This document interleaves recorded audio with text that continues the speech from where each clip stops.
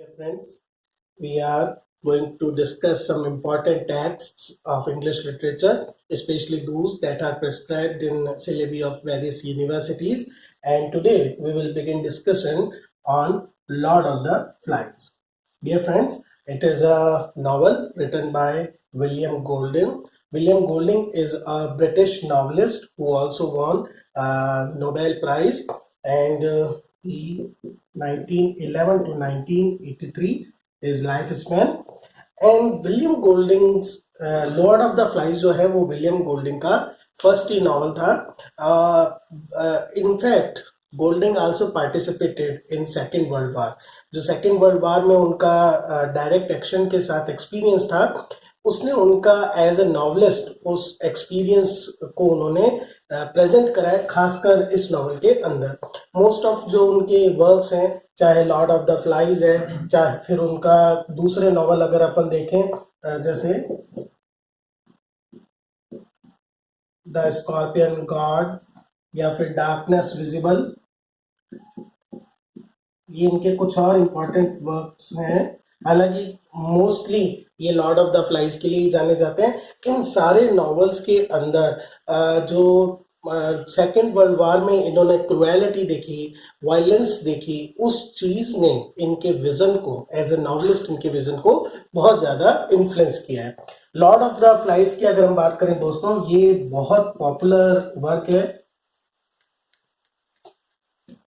जो times magazine की 100 best novel of 20th century है, उसके अंदर भी इस नॉवल को इंक्लूड किया गया है. और ये नॉवल इनका पब्लिश हुआ था 1954 के अंदर.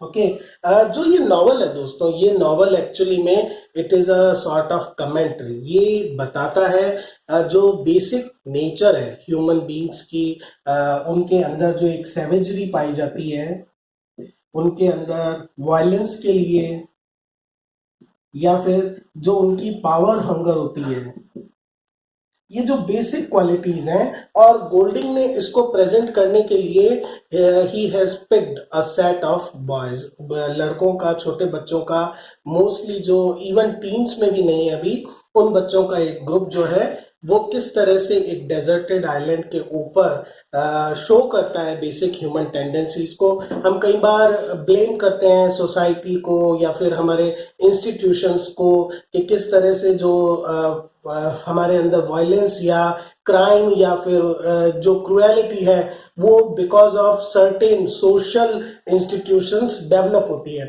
लेकिन गोल्डिंग ने ये शो कराया है कि अगर ये इंस्टीट्यूशंस ना भी हो, ये पर्टिकुलर सोशल सर्कमस्टांसेस ना भी हो, तो भी एक ह्यूमन टेंडेंसी के अंदर ये सेवेजरी या ये वायलेंस के प्रति जो इंक्लिनेशन है पाया जाता है. That is why it is a kind of very pessimistic kind of work. देखिए, एक चीज यहाँ पर हम थोड़ा सा और इस नॉवल को स्टोरी स्टार्ट करने से पहले समझ लें कि ये जो नॉवल है ये एक तरह से रिवर्स कर देते हैं, जिसको अपन बोलते हैं सबवर्जन. सबवर्जन कर देते हैं ये उस समय जो काफी फैशनेबल थे boy adventure novel. Boy adventure novel क्या होता है दोस्तों? बॉय एडवेंचर नॉवल के अंदर जनरली शो किए जाते हैं पॉजिटिव क्वालिटीज लाइक करेज, और उनके द्वारा एक्चुअली में सिखाया जाता है. स्काउट्स नॉवल भी इनको कई बार बोला जाता है.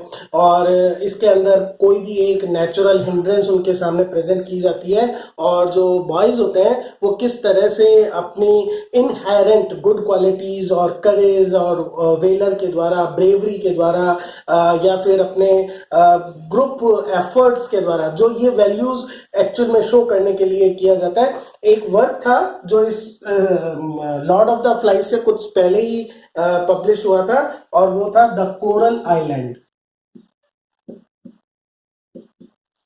ये एक नॉवल था जिसके राइटर थे रॉबर्ट बैलेंटाइन. रॉबर्ट बैलेंटाइन का ये जो नॉवल था ये बेसिकली एक एडवेंचर नॉवल ही था, और इसके अंदर भी इनफैक्ट दो कैरेक्टर्स ऐसे हैं, राल्फ स्पेशली, जो डायरेक्ट गोल्डिंग ने इसी नॉवल से लिया गया है. इसके अंदर भी ग्रुप ऑफ बॉयज हैं, वो कोरल आइलैंड के ऊपर डेजर्टेड हो जाते हैं. लेकिन ये नॉवल जो था काफी पॉजिटिव वे में प्रेजेंट किया है, जबकि गोल्डिंग जो अपना विजन प्रेजेंट करते हैं वो इससे बिल्कुल रिवर्स है। तो इस नॉवल को देखते हैं, हम इसकी स्टोरी को डिस्कस करते हैं, साथ ही साथ इसमें जो इंपॉर्टेंट चीजें हैं उनको भी हम डिस्कस करेंगे। लेकिन एक और चीज डिस्कस कर लें तो काफी सही रहेगा हम लोगों के लिए।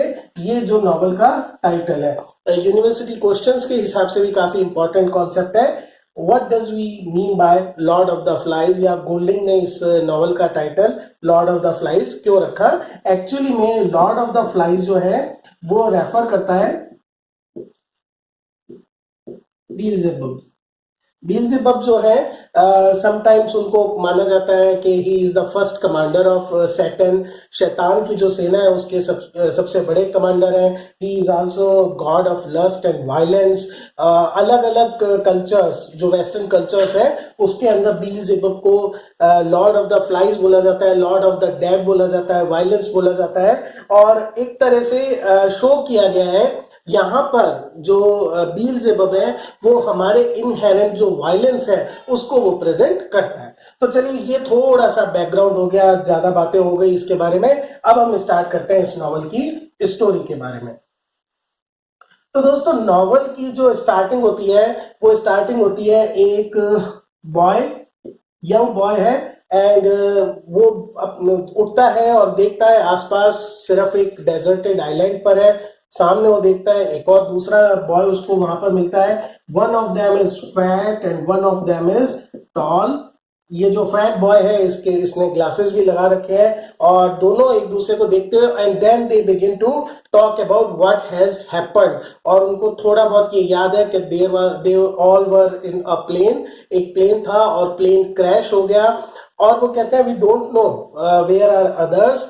और साथ में ये इमेजिन करते हैं कि जितने भी एडल्ट्स थे उस प्लेन के अंदर, जो उनके पेरेंट्स थे ऑब्वियसली, वो सब उस क्रैशिंग के अंदर उन सबकी डेथ हो गई है। They want to know each other's name. Fat boy को ये टॉल बॉय जो है ये बताता है my name is Ralph, and he appears to be rather haughty. थोड़ा सा उसके अंदर एक एटीट्यूड है, थोड़ा सा घमंड है। वो इससे पूछता है फैट बॉय से तुम्हारा नाम, तो वो कहता है कि please don't tell any other person, my name is Piggy. उसको नाम से थोड़ी सी एम्बेरसमेंट हो रही है। राल्फ जोर से हंसता है और कहता है कि let us explore this island. और उसी बीच में राल्फ पिगी को ये भी कहता है आई एम नॉट स्केयर्ड, मुझे बिल्कुल डर नहीं लग रहा है, because I am sure my father will come and rescue us. So Ralph जो है वो प्रेजेंट स्टार्टिंग से ही करता है ड्रीम वर्ल्ड, एक वो ड्रीम वर्ल्ड के अंदर रहता है। He is quite feeling secure, यहाँ तक कि आइलैंड पर आने के बाद भी उसको ये भरोसा है कि his father will rescue not only him but other boys, other survivors also। जबकि पिगी जो है he is more level headed, वो प्रैक्टिकल है। He knows that they have to do something, उनको खुद ही कुछ करना पड़ेगा अपने सर्वाइवल के लिए। सो ही इज क्वाइट रियलिस्टिक। इस पूरे नॉवल के डेवलपमेंट में हम देखेंगे ये सारी चीजें काफी मैटर करती हैं। तो पिगी उसको ये कहता है कि हम लोगों को भी कुछ करना चाहिए, हो सकता है वो लोग आ पाए या ना पाए। As they are talking and as they are walking, Ralph को एक कॉन्च शेल मिलता है। कॉन्च शेल जिसे हम शंख समझ सकते हैं। And he founds it and he finds it and he blows it, जोर से वो बजाता है। और अचानक हम देखते हैं कि there are many survivors, boys, सारे जो हैं बॉयज हैं बिटवीन 6 to 12, 6 से 12 साल के ये बच्चे हैं। ये धीरे धीरे सब गैदर हो जाते हैं बीच के ऊपर। और Ralph and Peggy are both happy and surprised to find there are so many boys who are left as survivor on this particular island। इतने सारे लोग जो है वहां पर रह गए हैं। नाउ इनके अंदर जो ग्रुप्स हैं, कुछ इंपॉर्टेंट करेक्टर्स अपन देख लेते हैं। इनके अंदर एक ट्विंस का सेट है, सैम एंड एरिक। साथ में कुछ बच्चे हैं जो ब्लैक ड्रेस के अंदर हैं, सारे के सारे। They are part of a choir. Choir क्या होता है? क्वायर इज बेसिकली वो बॉयज होते हैं जो चर्च के अंदर गीत गाने का काम करते हैं, इसी के नाम से हमारे पास कोरस वर्ड जो आया है। तो इन लोगों को ट्रेनिंग दी जाती है स्टार्टिंग से ही, और इनका जो लीडर है वो है Jack. They all are together, Jack और ये बच्चे साथ में हैं। इसके अलावा जैक जो है he is a red head. देखिए तीन चार तरह का जो हेयर कलर वेस्टर्न कंट्रीज में पाया जाता है। एक ब्लॉन्ड, जिसके अंदर ब्लॉन्ड जो गोल्डन टाइप सा कलर होता है, एक होता है ब्राउन, फिर उसके बाद black, white and red heads. तो Jack is a red head, he appears quite distinct, he has a natural leader like potential. और वो उसको ये चीज अच्छी नहीं लगती कि all things are happening according to either Ralph और पिगी। वो आते ही पिगी को देखता है, और एक्चुअली में देखिए पिगी ने स्टार्टिंग में ही राल्फ को एक आता please don't disclose my name, लेकिन राल्फ आते ही जैक के बीच में, सारे बच्चों के बीच में, he tells that his name is Piggy and everybody makes fun of the name। Piggy बेचारा थोड़ा डिसअपॉइंटेड लगता है। एक तरह से राल्फ ने जो उनकी फाउंडेशन है फ्रेंडशिप का, जो होना चाहिए था या ट्रस्ट का होना चाहिए था, वो स्टार्टिंग में ही ब्रेक कर देता है। तो इस तरह से उसको ये जो जैक है ये चाहता है कि जो मीटिंग का कंट्रोल है उसके हाथ में हो, जबकि राल्फ ये कहता है कि मीटिंग जो है बेसिकली मैं हैंडल कर लूंगा। इसी बीच में जब ये इस तरह से डिस्कस कर रहे होते हैं, साइमन नाम का एक क्वायर बॉय होता है, साइमन, ही सडनली फेंट्स, बेहोशी उसके ऊपर आ जाती है। देखिए छोटी छोटी चीजें हैं, we can consider it may be out of tiredness, कुछ भी रीजन हो सकता है, लेकिन उस समय ये माना जाता था it is a sort of divination, कोई सुपरस्टिशन से जुड़े हुए थे।